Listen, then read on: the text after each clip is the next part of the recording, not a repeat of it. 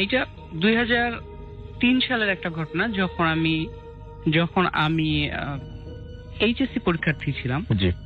Almost আমি ছোট থেকেই একটা বিষয় আগে থেকেই বলে রাখি যে আমি ছোট থেকেই হচ্ছে কি যে একা ঘরে থাকতে বেশি ভালোবাসি।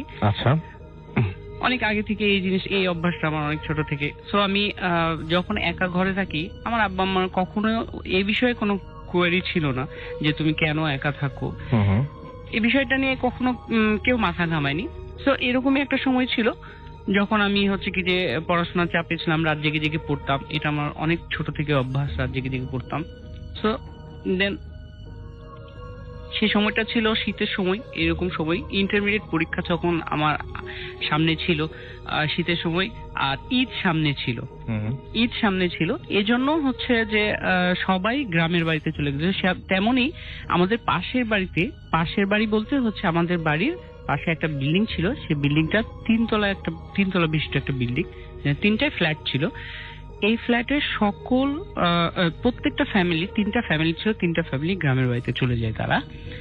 দেন নিচতলার যে ফ্যামিলি, যে আঙ্কেল ছিলেন, ওই আঙ্কেল আমাকে বলে যে সোহাগ, তুমি হচ্ছে কি যে এই ছুটির মধ্যে তুমি আমার বাসায় থাকবা। ঠিক আছে, অ্যাজ ইউজুয়াল আমি আমার বাবা মাকে বললাম। আমার বাবা মা এটা নিয়ে কোনো মাথা ঘামায় না, যে আমি সবাই জানেন যে আমি হচ্ছে কি যে একা বাড়িতে থাকতে ভালোবাসি। দেন আমি থাকা শুরু করলাম। আমি আগে বলে রাখি যে এই বিল্ডিংটা 3তলা একটা বিল্ডিং। এটা হচ্ছে আমি কোন বিল্ডিংটা এটা বলছি না, জাস্ট আমি শুধুমাত্র বলছি রাজশাহী জুট মিল কাটাখালীতে এখানে 5টা বিল্ডিং এক জায়গায় আছে, সেখানকার মধ্যে একটা। আচ্ছা। সো আমি যখন বিল্ডিং এর একটু ডিসক্রিপশনটা দিয়ে দিই, যে বিল্ডিং এর হচ্ছে কি যে বিল্ডিং এ ছিলাম, 3তলা বিল্ডিং, সেই বিল্ডিং এর নিচতলার সিঁড়িঘরের লাইট ছিল না, এটা ফিউজ ছিল, এবং 3তলা সিঁড়িঘরের লাইটটা ফিউজ ছিল, আর নিচতলার টয়লেটের যে লাইটটা, এই লাইটটাও ফিউজ ছিল। সো অ্যাজ ইউজুয়াল আমি সেদিন রাত্রে হচ্ছে কি যে খুব তাড়াতাড়ি ঘুমাতে চলে যাই। অলমোস্ট 11:30টার দিকে আমি ঘুমাতে চলে যাই।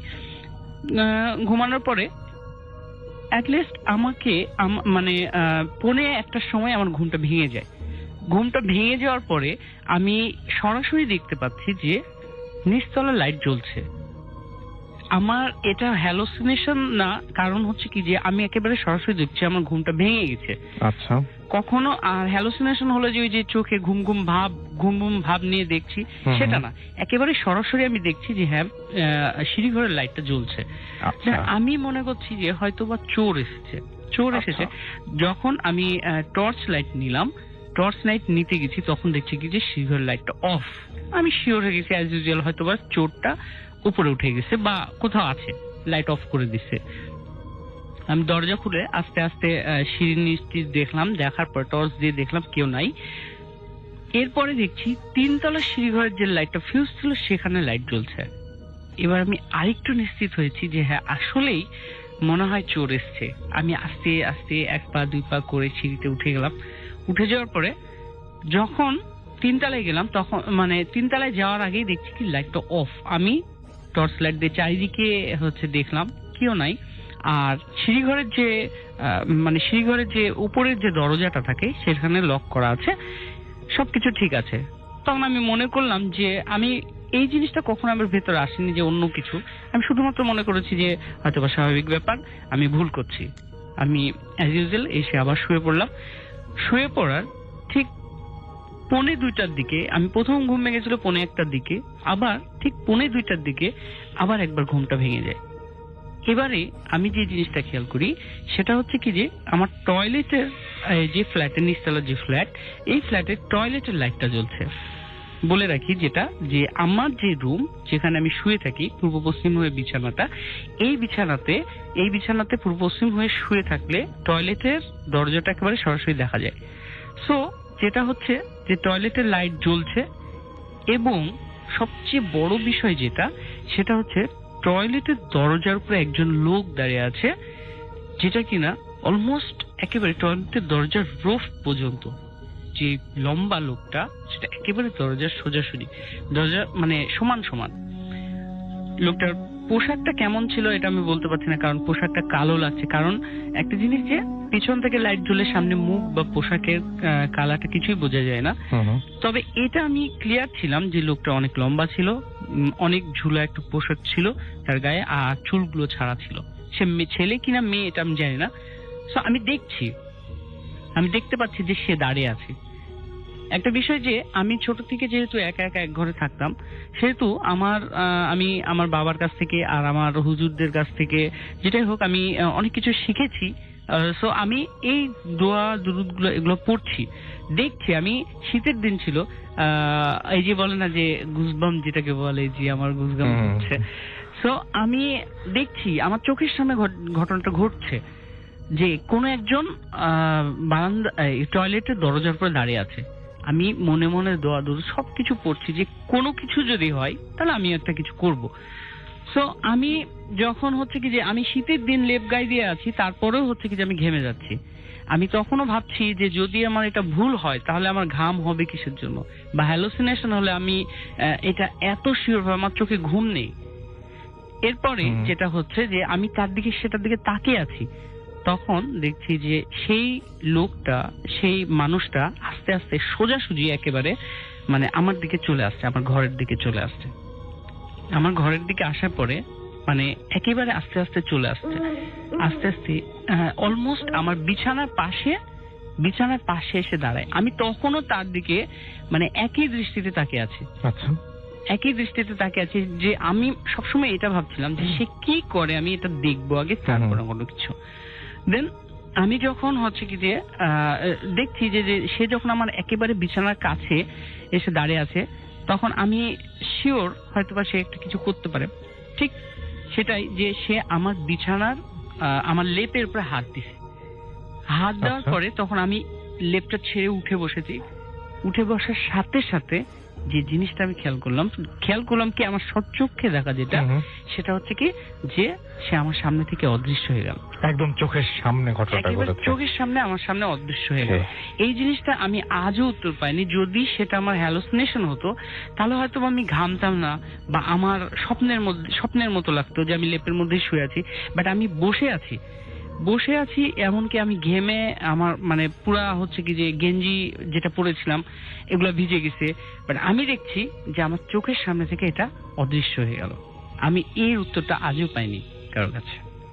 ওকে, এটা ঘটনা ছিল। এবং এই ঘরেই তো আপনার আরো কিছু ঘটনা ঘটেছে, মানে এই ঘরে যে ঘটনা ঘটেছে ধীরে ধীরে এটা আপনার এইচএসসি, তারপরে আরো দুটো ঘটনা ঘটেছে। সেই দুটো ঘটনা ঘটলে তারপর আপনি লাস্টের সমাধান পেয়েছেন যে ঘরের সমস্যাটা কোথায়।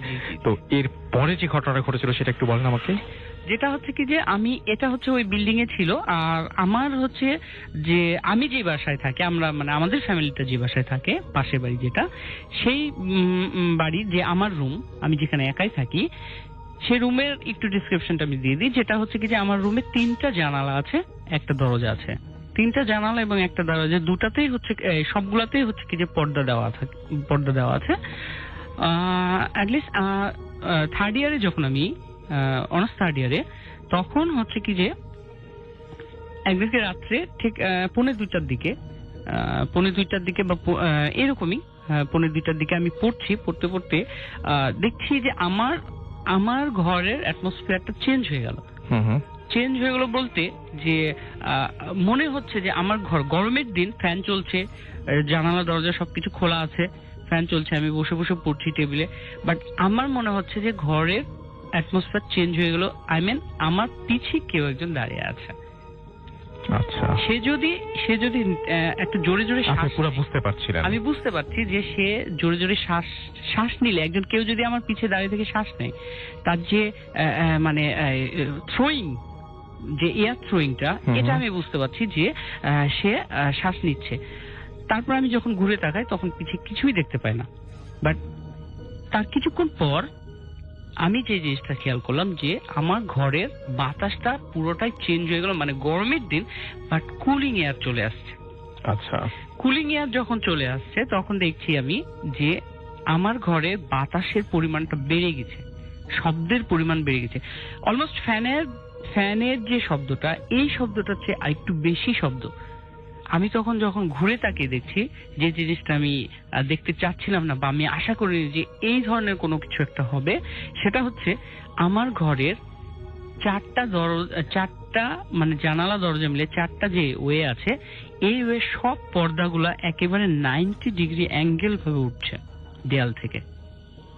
আই মিন, যদি এক পাশের জানালা দিয়ে হাওয়া প্রবেশ করে তাহলে অন্য পাশের পর্দাগুলো কিন্তু জানালার সাথে লেগে যায়, আবার আরেক পাশের জানালা দিয়ে যদি হাওয়া প্রবেশ করে তাহলে অন্য পাশের পর্দাগুলো কিন্তু জানালার সাথে লেগে যায়। বাট আমার ঘরের চারটা একসঙ্গে 90 ডিগ্রি অ্যাঙ্গেলে 90 ডিগ্রি অ্যাঙ্গেল হয়ে আছে, আই মিন ওয়ালের সাথে 90 ডিগ্রি অ্যাঙ্গেল হয়ে উড়ছে, যেটা আমি অলমোস্ট 30 সেকেন্ড অবলম্বন করেছি। ওকে, এবং এরপরে একটা ঘটনা ঘটেছিল একই ঘরে, কি ঘটনা সেটা? জি জি জি, এটা হচ্ছে আমার ঘটনা ছিল। আর একটা ঘটনা সেটা হচ্ছে যে আমি যেটা আগে থেকেই বলছি যে আমি ছোট থেকেই এক ঘরে শুই, আর আমার বিছানাটা হচ্ছে পূর্ব পশ্চিম ভাবে হচ্ছে লাগানো আছে। আমার বিছানাটা একটু বলে দিই যে এতটাই ক্লোজ যে আমি যদি আড়াআড়ি শুই তাহলে আমার বডি হচ্ছে আমার বিছানার উপর থাকবে, আবার মানে মাজা থেকে পা পর্যন্ত একেবারে এগুলো নিচে পড়ে যাবে। তো আমার বিছানাটা এতটাই ক্লোজ ছিল।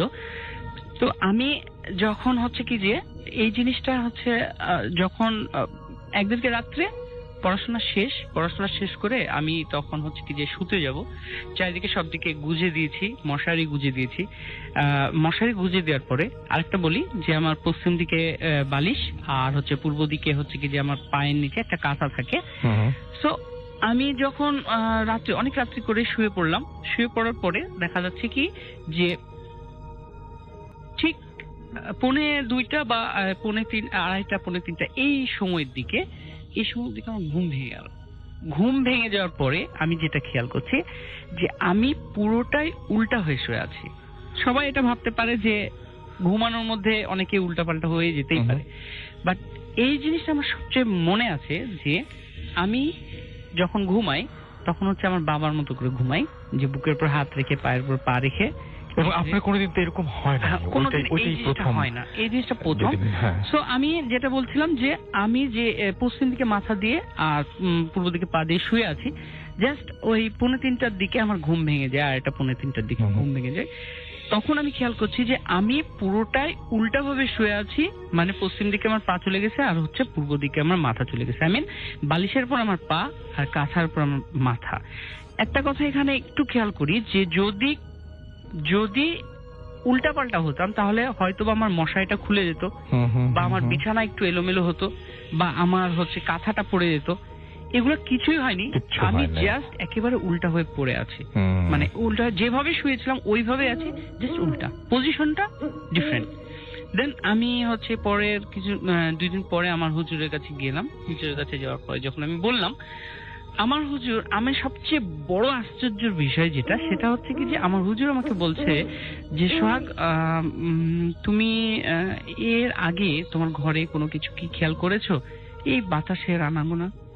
জি হুজুর। তুমি যে এই যে জিনিসটা খেয়াল করেছো, তুমি জানো না যায় তোমার ঘরে এমন একটা জিনিস ঢুকেছিল যেটা তোমাকে আয়ত্ত করার চেষ্টা করেছে, বাট পারেনি, just as like a symptom, তোমাকে একটা সিমটম দেখিয়ে দিয়ে চলে গেছে, তোমাকে শুধুমাত্র উল্টা করে থুয়ে চলে গেছে, তোমাকে জাস্ট অ্যাটাক করার বা কোনো কিছু তাদের উদ্দেশ্য ছিল, বা যেটাই উদ্দেশ্য থাক না কেন, কোনো কিছু করার উদ্দেশ্য ছিল, বাট সেটা সে পারেনি, শুধুমাত্র এই জিনিসটা উল্টা করে থুয়ে চলে গেছে। তার মানে বলতে হয় যে আপনার হুজুর বলছেন এবং তার কথা অনুযায়ী অবশ্যই আপনার ওই ঘরে কারো না কারো অস্তিত্ব ছিল এবং কেউ না কেউ সেই ঘরে প্রবেশ করেছিল। থ্যাংক ইউ ভেরি মাচ আপনার ঘটনার জন্য, আপনাকে অসংখ্য ধন্যবাদ। আমাদের যে নেক্সট যে গেস্ট আছে তার কাছে আমরা যাচ্ছি এবং তার ঘটনা শুনবো। আপনার নামটা প্লিজ একটু বলবেন, তারপর আপনার ঘটনায় যাবো আমরা। কি নাম আপনার? কারণবশত আমি নামটা না বলি। ওকে, নো প্রবলেম। আমি তেজগাঁ নাখালপাড়া থেকে এসেছি। জি। আমার স্টোরি এক্সপিরিয়েন্স তো সেটা হচ্ছে গত বছর থেকে স্টার্ট হয়েছে। জি। গত বছর হচ্ছে আমি আমার ছোট ভাই একসাথে ঘুমাতাম। তখন ও বলতো যে ঘুমের মধ্যে নাকি আমার শরীর কেঁপে কেঁপে উঠে, আমার শরীর কাঁপতে থাকে, বলে যে ভাই এমন মনে হচ্ছে যে তুমি আমি একসাথে ঘুমাচ্ছি, যে খাট ধরে কেউ নাড়াচ্ছে। আচ্ছা। তো আমি ঘুম থেকে উঠে বসে তোমাদের তাকায় আসছি, তখন দেখতেছি যে ভাই তুমি বারবার তোমার ফুল বডি ভাইব্রেট করতেছে, কেমন কেঁপে কেঁপে উঠতেছে, বারবার কেঁপে কেঁপে উঠতেছে। তো ও কয়েকবার বডিতে হাত রাখছে, হাত রাখার পরে দেখেছি কিছুটা স্টপ আছে, হয়তো আধা ঘন্টা পর আবার রাত্রে বলে এরকম শরীর কাঁপে। তো সকালে আমাকে বলতেছে যে ভাই এমন কেন হয় তোমার, বা তোমাকে রাতে জ্বর আসছে কোনো কিছু? ভাই এমন কোন প্রবলেম তোমার হয়নি, আমি তো কিছু বুঝি না। তো তারপর আপনি আসলে জানতেন না যে কি হচ্ছে তখন? আমি ঘুমের মধ্যে আমি কখনো বুঝতে পারতেন না। তো এটা সাডেন স্টার্ট হয়েছে, ছোট থেকেই সেটা না, সাডেন স্টার্ট হওয়া। তারপর হচ্ছে এক ফ্রেন্ডের বাসায় থাকা, সেই ফ্রেন্ড আমার বলতেছে কি রে দোস্ত তুই রাতের এরকম কাঁপাকাঁপি করতেছিস কিনা, তোর দেখে ভয় পেয়ে গেছে। তো এইসব আসলে ফ্রেন্ডদের কাছ থেকে, ছোট ভাইয়ের কাছ থেকে শোনা, আমি কখন কিছু বুঝতাম না। তো গত বছর ঘটনাটা হচ্ছে যে আমি রাতে ধোয়া পড়তাম, রাতে 3টার পর হচ্ছে কিছু আমল করতাম। আচ্ছা। তো করে তারপর হচ্ছে ফজরের আজান দিত, নামাজ পড়ে তারপর ঘুমাতাম।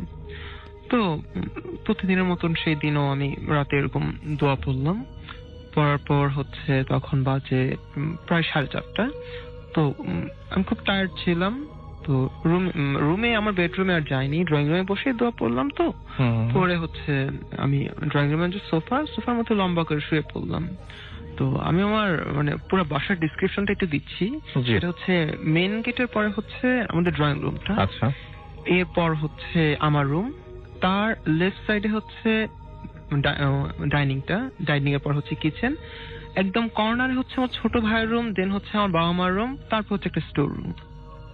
তো আমি যে ড্রয়িং রুমে শুয়ে আছি সোফার মধ্যে, স্ট্রেট হচ্ছে দেখা যাচ্ছে ডাইনিং এর পর লম্বা ডাইনিং এর পর হচ্ছে কিচেন ডোরটা ক্লোজ করা। তো আমি সোফার মধ্যে শুয়ে আছি, আমি ভাবতেছি যে আজকে আর ফজরের নামাজটা না হয় না পড়লাম, ঘুম থেকে উঠে সকালে কাদা পড়ে নিব।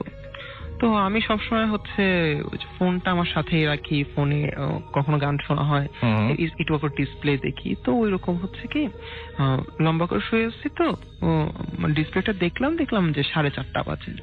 4:30 বাজে দেখে আমি শুয়ে পড়লাম, জাস্ট বুকের উপর ফোনটা রেখে। আমি ঘুমাইছি কি না আসলে আমি শিওর না। তো হঠাৎ করে হচ্ছে যে দেখলাম আমার যে কিচেনের যে ডোরটা, ডাইনিং এর পর কিচেন যে ডোর, সেই ডোরটা হচ্ছে মিনিমাম একটা সিলিং এর হাইট তো থাকে হচ্ছে 10 ফিটের মতো। তো নরমালি হচ্ছে একটা ডোরের হাইট থাকে 7 ফিট এরকম হবে। তো দেখতেছি যে আমার কিচেনের ডোরটা, যে ডোরের একদম উপর পর্যন্ত লম্বা একটা ব্ল্যাক একটা শ্যাডো বলতে একটা মানুষ দাঁড়ায় আছে, মানুষটা একটা ফিগার। তো হচ্ছে টোটাল ব্ল্যাক, একদম লম্বা, হ্যাঁ, একটা কালো কাপড় পরে দাঁড়ায় আছে, কোনো ফেস নাই, কিছু দেখতে পারতেছি। আচ্ছা। দেখার পর হচ্ছে কিছুক্ষণের জন্য আমি আমার কোনো বডি মুভ করতে পারতেছি না, কোনো কথা বলতে পারতেছি না, এমন হচ্ছে। তারপর হচ্ছে হঠাৎ করে দেখলাম যে সেটা চলে গেছে। এখন কি আমি ঘুমায় স্বপ্ন দেখছি নাকি আমি জেগে থেকে দেখছি সেটা আমি বলতে পারি না। সাথে সাথে আমার ফোনটা বুকের উপর ছিল, ফোনটা হাতে নিলাম, হাতে নিয়ে উঠে আমি বসে আমি জাস্ট আমার ফোনের লকটা ক্লিক করলাম। লক বাটন ক্লিক করার সাথে সাথে দেখলাম যে 4:35। তার মানে হচ্ছে 4:30 হচ্ছে লাস্ট আমি ফোনের ডিসপ্লে দেখে আমি জাস্ট শুয়ে জাস্ট চোখটা বন্ধ করলাম। আর এখন হচ্ছে 4:35। তার মানে 5 মিনিট ডিউরেশনের মধ্যে কি আমি ঘুমিয়ে তারপর স্বপ্নটা দেখছি নাকি আমি না ঘুমিয়ে এটা দেখছি ঠিক বলতে পারতেছি না। তো আমি একা খুব ভয় পেয়ে গেলাম, চাইছে একবার যে ফ্যামিলিকে ডাক দিই বা কোনো কিছু, ভাবলাম আমার মা সিক, ডাক দিব, কাউকে ডিস্টার্ব করবো, তার জন্য নিজে চুপ করে আসি। টিভি অন করলাম, আমার কনসেন্ট্রেট অন্যদিকে দেওয়ার চেষ্টা করছি, লাইট পুরো বাড়ির সব লাইট ওপেন অন করে রাখছি, খুব ভয় লাগতেছে। তো কিছুক্ষণ পরে দেখলাম যে ফজরের আজান দিল, তখন 4:45 দিকে আজান দেন। তো আজান দেওয়ার পর হচ্ছে আমি ওয়াশরুমে গেলাম, একদম ডোর সবসময় খোলা রাখলাম, যে একদম ওয়াশরুমের ডোর খুলে রেখে আমি ওয়াশরুমে গেলাম, গিয়ে উজু করলাম। উজু করে আসছি, আইসা ফজরের নামাজ পড়লাম। তো তখন হচ্ছে বলতেছি যে আল্লাহ, আমি কি হয়তো খারাপ জিনিস দেখছি না ভালো জিনিস দেখছি, যে ফজর নামাজ না পড়ে ঘুমিয়ে যাচ্ছি, এর জন্য কি হয়তো আমার জায়গায় থাকার জন্য কেমন কিছু একটা দেখানো হয়েছে, নাকি আল্লাহ আমি খারাপ দেখছি না ভালো দেখছি জানি না, আল্লাহ আমি ভুল করে থাকলে মাফ করে দিও। তো এইভাবে হচ্ছে যে ব্যাপারটা কি আসলে খারাপ না ভালো আমি বুঝলাম না। তো খুব ভয়ে তারপর শুয়ে পড়লাম। কথাটা আমি ফার্স্ট শেয়ার করি হচ্ছে আমার খালার সাথে শেয়ার করার পরে হচ্ছে খালা বলতেছে যে বাবা এই সব তো কালো জিনিস দেখছো বা এরকম কোনো কিছু, বাবা এটা তো মানে কোনো ভালো সিমটম না, আর ব্যাপারটা তুমি কারোর সাথে যদি শেয়ার না করো সেটা তোমার জন্য ভালো হবে, ব্যাপারগুলো তুমি কারোর সাথে বলবো না। দেন হচ্ছে যে কথা বলতে বলতে আমার বড় ভাইয়া, তো আমার বড় ভাই আমার কাজিন আর কি, সে এখন দেশের বাইরে থাকে, তো ভাইয়ার সাথে আমি কথাটা শেয়ার করে দিলাম। তো শেয়ার করার পর ভাইয়া আসলে খুব ধার্মিক, সে খুব নামাজ পড়ে, খুব ভালো মানে খুব ধার্মিক মানুষ। তো ভাইয়া বলতেছে ছোটন তুমি আমার কাছে শেয়ার করছো আর কাউরে বলছো? পরে বললাম ভাইয়া আমি তো খালারে বলছি। পরে বলে দেখো তুমি কথা কাউরে বললো না, খালো আমার সেম কথা বলছে, আমার ভাইয়াও সেম কথা বলছে, তো ব্যাপারটা আমি এরপরে কারোর সাথে শেয়ার করিনি। তো আমার দেখা যাচ্ছে কি কিছু প্রবলেম হয়, সেগুলো হচ্ছে যে আমি কিচেনে যাচ্ছি বা একটু বারান্দার মধ্যে দাঁড়িয়ে আছি, মনে হচ্ছে আমার পিছনে কেউ দাঁড়িয়ে আছে, আচ্ছা এই ধরনের প্রবলেম হয়। আর হচ্ছে যে আমার মানে সবচেয়ে মেজর প্রবলেম যেটা মনে করতেছে সেটা হচ্ছে কোনো একটা কাজ আমার খুব ভালো অপরচুনিটি আসে, যে কাজটা আমার হয়ে যাবে হয়েও সেই কাজটা হয় না, অ্যাক্সিডেন্টলি কোনো একটা দুর্ঘটনা ঘটে যায়, হয়তো মানে যার সাথে কাজ করতেছি তার সঙ্গে কোনো একটা ঝামেলার সৃষ্টি হয়ে যাচ্ছে, বা দেখা যাচ্ছে যে খুব ভালো একটা অপরচুনিটি পাইছি, এই কাজটা করলে আমি খুব ভালো লেভেলে একটা কাজ করতে পারতেছি, হঠাৎ করে হয়ে যাচ্ছে আমার মাসিক, একদম মানে লাস্ট এমন একটা সময় গেছে যে ভালো একটা কাজে আমি যাব, ইভেন কি আজকে হচ্ছে মানে পরের দিন ভোর 5টা বাজে হচ্ছে আমি চলে যাচ্ছি বাইরে।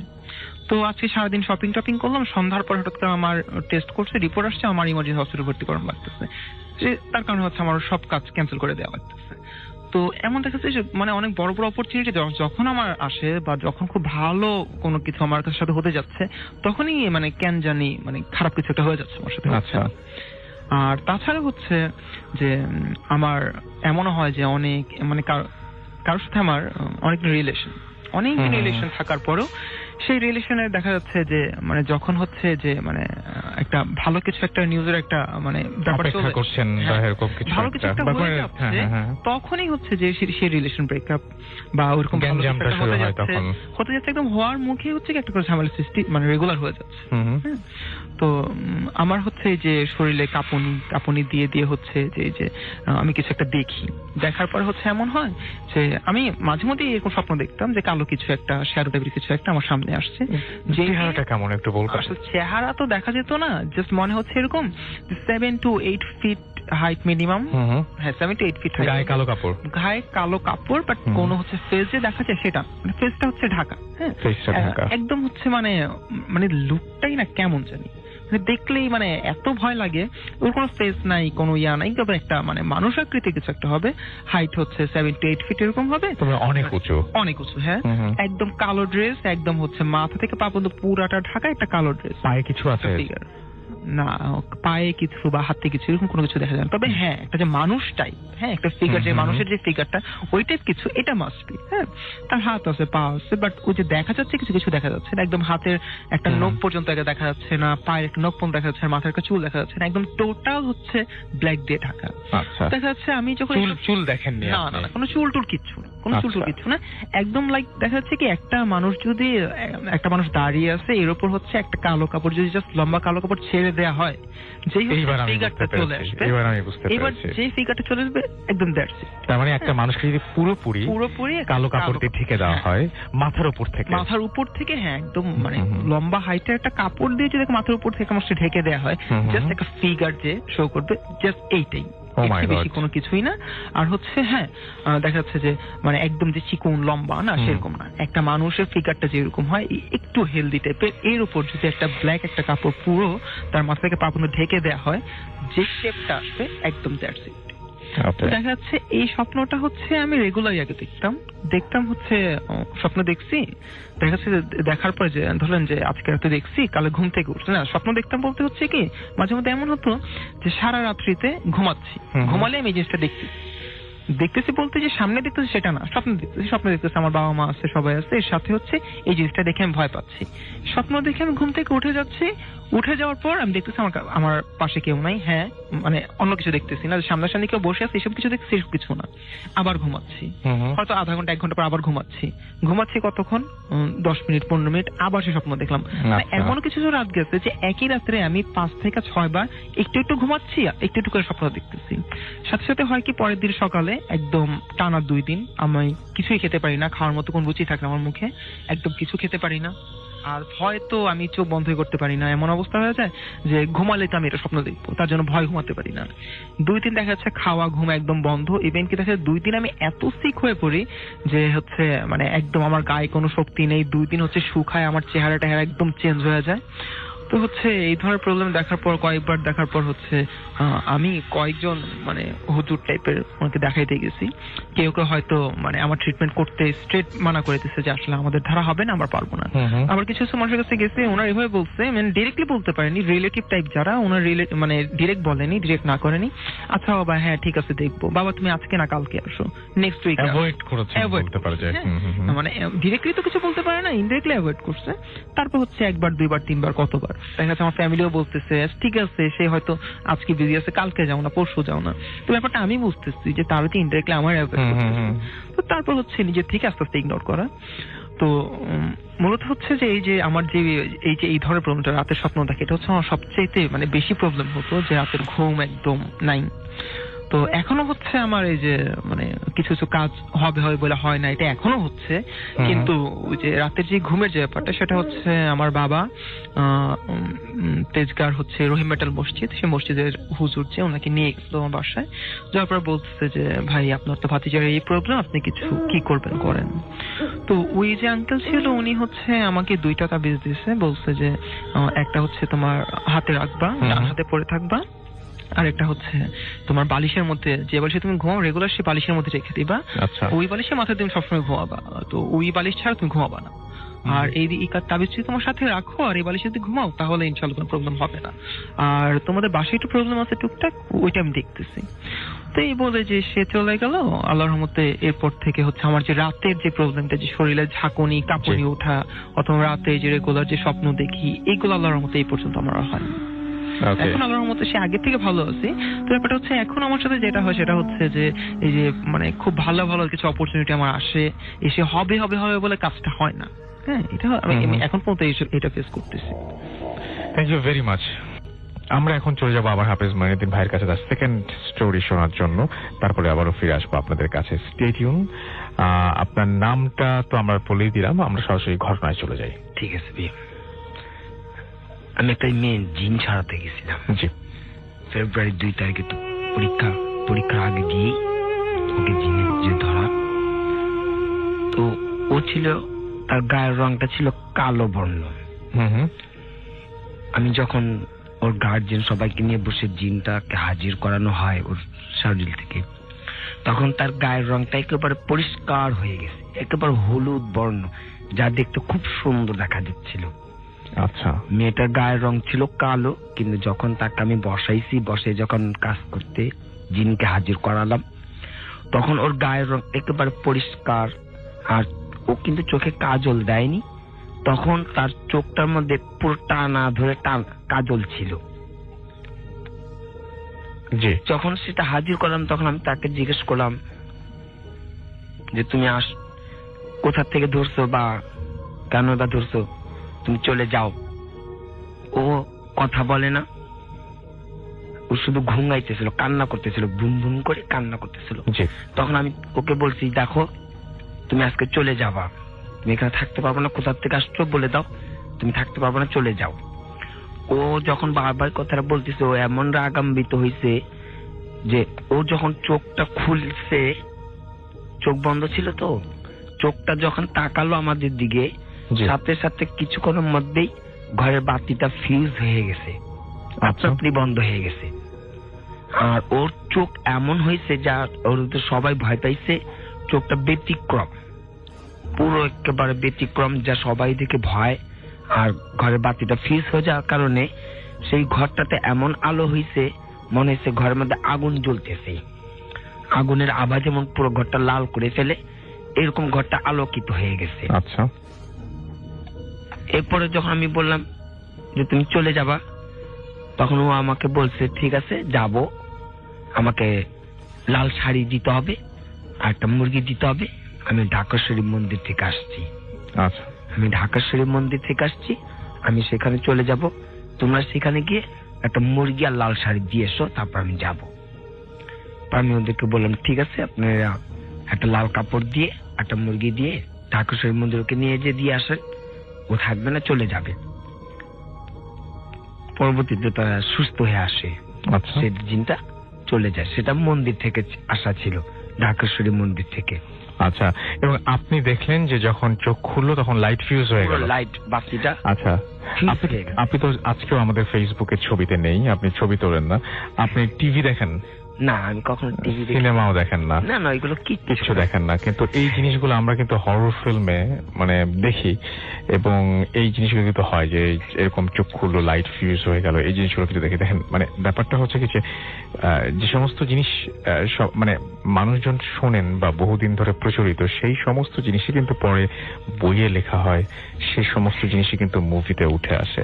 তো যাই হোক, আমরা এই প্রসঙ্গে আরো কথা বলবো। আমরা আপাতত ভাইয়া একটা জিনিস বলে নিই, আমি এই বিষয়ে প্রায় 3-4টা জায়গায় এরকম হয়েছে।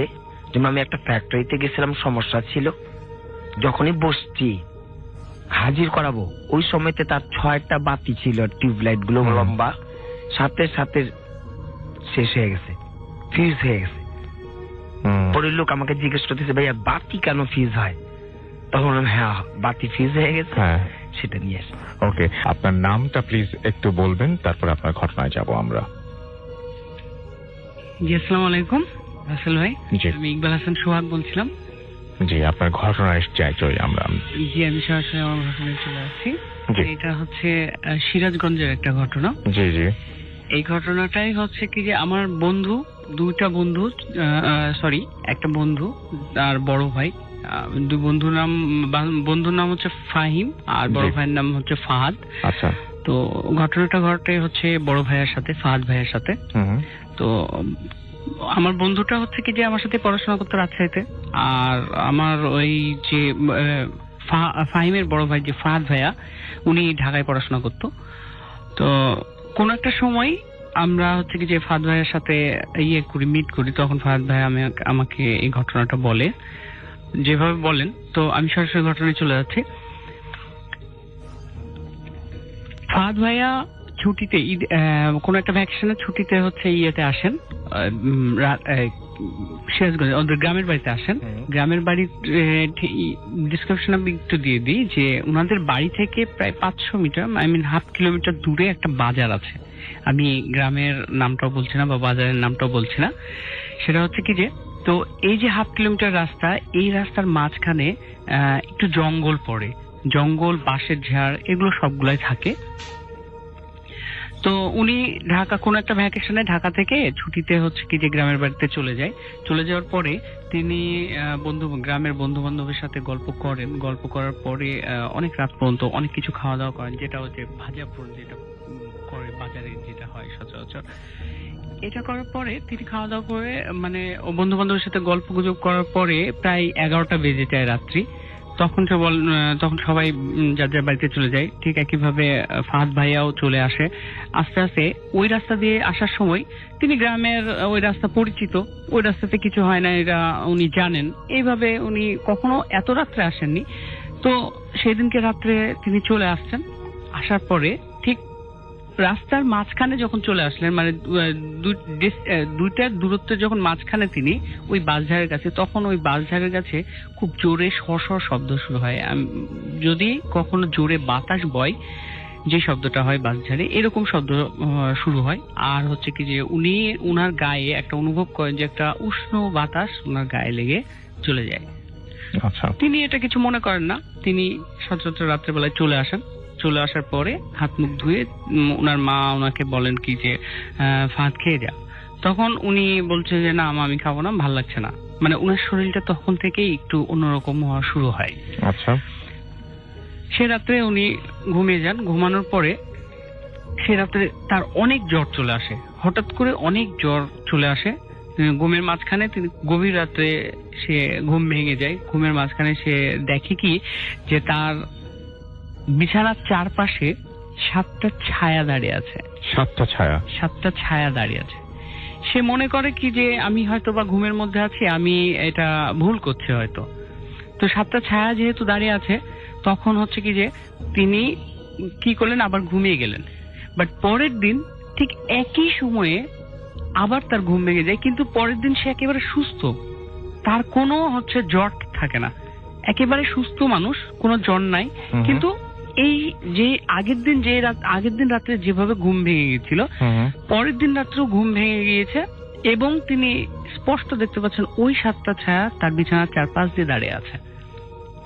এবার তিনি মানে ঘরের মধ্যে হচ্ছে জিরো লাইট জ্বলছিল, এই জন্য হচ্ছে কি যে তিনি এই ছায়াগুলো দেখতে পাচ্ছিলেন। এবার তিনি উঠে বসার পরে যেটা হয় সেটা হচ্ছে উনার ঘরের একটা দেয়াল, উনার ঘরের এক পাশের দেয়াল একটু ফাঁকা ছিল, ওই ফাঁকা দেয়ালে ওই 7টা ছায়া যে একটা জায়গায় দাঁড়িয়ে যায়। কিন্তু হচ্ছে কি যে তখন সে বেড সুইচ থেকে তার ঘরের লাইটটা জ্বালালে তিনি দেখতে পান যে 7টা ছায়া একই মাপে একই পজিশনে 7টা ছায়া দাঁড়িয়ে আছে। সবচেয়ে আশ্চর্যের বিষয়টা হচ্ছে যে সেই 7টা ছায়া পড়ে আছে মেঝেতে, সেই 7টা ছায়া পড়ে আছে মেঝেতে। আচ্ছা, এটা দেখে সে অনেক মানে অসম্ভব ভয় পেয়ে যায়। ভয় পেয়ে যাওয়ার পরে সে ওখানেই সেন্সলেস হয়ে যায়। আচ্ছা, সেন্সলেস হওয়ার পরে খুব জোরে চিৎকার করে সেন্সলেস হয়ে যায়। তখন তার বাবা মা আসেন, আসার পরে তাকে পরের দিন থেকে তার খুব জ্বর চলে আসে, মানে ছাড়ে আসে এভাবে জ্বর আসে। আর যখন জ্বর আসে তখন অনেক বেশি জ্বর আসে। এভাবে তিনি যখন ডাক্তারের কাছে গেলেন, তার ব্লাড টেস্ট করা হলো, ব্লাডে কোনো কিছুই ধরা পড়েনি। ডাক্তার বলছে আপনি একেবারে নর্মাল, কোনো সমস্যা নেই। এরপরে বাড়ির কর্তাদের কথা শুনে একজন হুজুরের কাছে নিয়ে গেলেন। হুজুরের কাছে নিয়ে যে জিনিসটা হলো সেটা হচ্ছে কি যে ফাহাদ ভাইয়া উনার বাবা মাকে নিয়ে হুজুরের কাছে গেলেন। হুজুর যে ঘরে থাকতেন, এই ঘরে ঢোকার সময় হুজুর দরজা খোলার সাথে সাথে হুজুর বলছেন যে ওই 7 জনকে বাইরে রেখে আসো। আচ্ছা, মানে সবচেয়ে আশ্চর্যের বিষয় এখানে হুজুরকে কেউ কিন্তু কিছুই বলেনি, বাট হুজুর বলছে যে ওই 7 জনকে বাইরে রেখে আসো। তখন হচ্ছে ফাহাদ ভাইয়া মানে একটু আশ্চর্য হয়ে যায়, যেমন যে আমার সাথে তো কেউ নেই। তখন বলছে আচ্ছা ঠিক আছে, তোমার সাথে কেউ নেই, কিন্তু আমি দোয়া পড়ছি, তারপর তুমি ঘরের মধ্যে ঢুকো। তারপরে উনি ঝাড়ফুঁক কিছু দিলেন, তারপরে ফাহাদ ভাইয়া ভিতরে ঢুকলেন। ভিতরে ঢোকার পরে ফাহাদ ভাইয়াকে একটা তাবিজ দিলেন, বললেন যে তুমি এটা তোমার ডান হাতে বেঁধে রাখবা। আর উনি বললেন যে কোনো একটা সময় যে তোমাদের বাড়িটা ওই যে বলে যে বাড়িটা বেঁধে দিবে। তো এইভাবে আজও ফাহাদ ভাইয়ার হাতে আমি ওই তাবিজটা দেখেছি, আর হচ্ছে যে ওনাদের বাড়িটা বাঁধা আছে। এরপর থেকে